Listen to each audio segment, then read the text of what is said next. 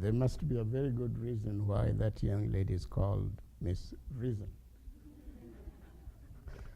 In fact, I'm currently teaching a class in which we are dealing with some of the basic characteristics of human nature. And so far, I think we are coming up with the notion that communication is the only thing that we can claim to ground us in terms of what we want to claim we are. And that communication is the only thing that makes us be able to do what it is that we do, that we attribute to the very idea of reason. So being invited to a day like this is an honor to me, not only by the organizers, but by those people who created this opportunity of sharing ideas across the globe.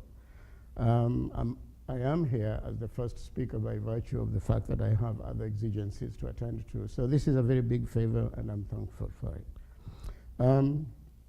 The concept of globalization, which is how I'm approaching the notion of why we feel we are connected and interconnected across the globe, but looking at it in terms of the fact that we are aware that we live in historical trajectories in which not very many things last a very long time.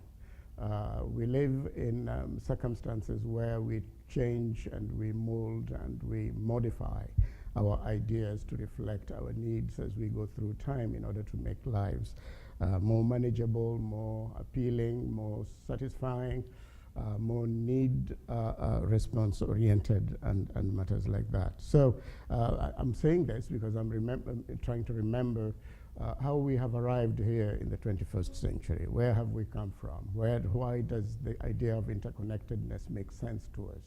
What is it that it improves on in terms of where we came from in the 19th century or early 20th century?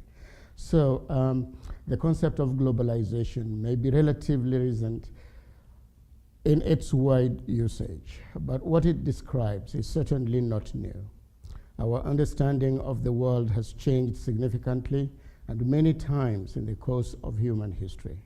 Travels have either changed or confirmed to many people what their folk beliefs had previously taught them. And although science has provided crucial knowledge in certain respects, it has not changed all beliefs, at least not for everyone. Some of these folk beliefs were fundamental in the 20th century emphasis on difference.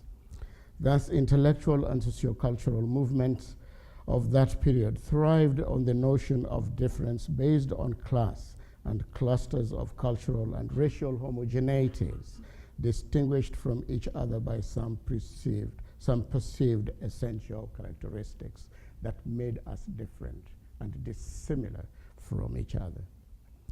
Recent uses of the idea of the global space have aimed not only at dismantling these essentialist differentiations as obsolete and polarizing notions of the human family, they also problematize and challenge the very basic notions of nation, nationhood, and nationalism, as we have known and used them as indicators of political, cultural, and historical identities. The new and emerging ideas of the world, as indicated in the emphasis on the concept of the global space as closely shared, aim at identifying experience as the supplier of the threads of identity, and that based on experience as a transitory phenomenon made up of engagements and interactive practices with peoples from all different parts or corners of the globe itself, we realize that while we still bear our identities, which are only partially formed by our continuously transitory abodes, plurality, diversity, and global commonalities are the things that describe us better than ideas that tend to limit the human potential.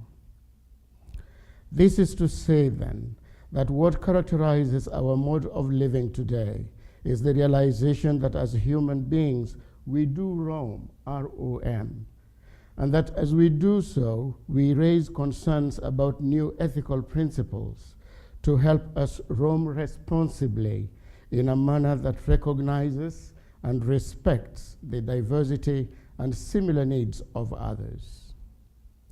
The idea of roaming is not just a slogan of those who control and direct the pathways in the network of communication.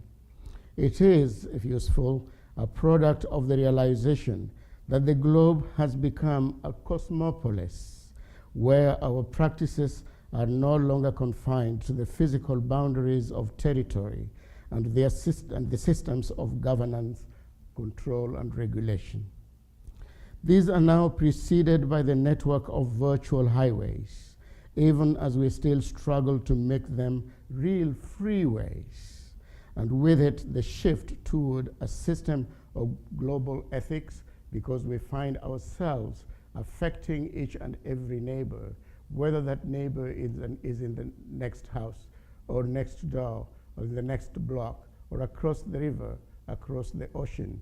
We all seem to affect each other in every single small and big way. This is what should make us think seriously about the reality and about the needful sense of how we affect other people and how they affect us. If we do not think of the world in terms of how we relate to others in a manner that is no longer distant, because we have replaced those things that made people like Picasso look exotic, when in fact they appropriated elements of what they called primitive art.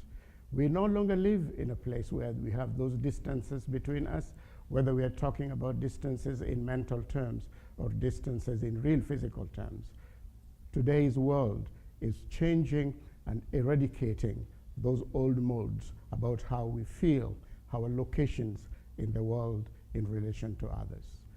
As the day goes, I know there will be many aspects, many different angles from which different speakers will address this issue about how we affect each other, about how our relationship with the physical reality or environment before us or around and on which we live is in fact becoming the source of our consciousness and of the need to use reason to make the world a better place where we can hold hands and where we can create knowledge and produce those things that will make us be dependent on each other in a more secure and a more responsible way. Thank you.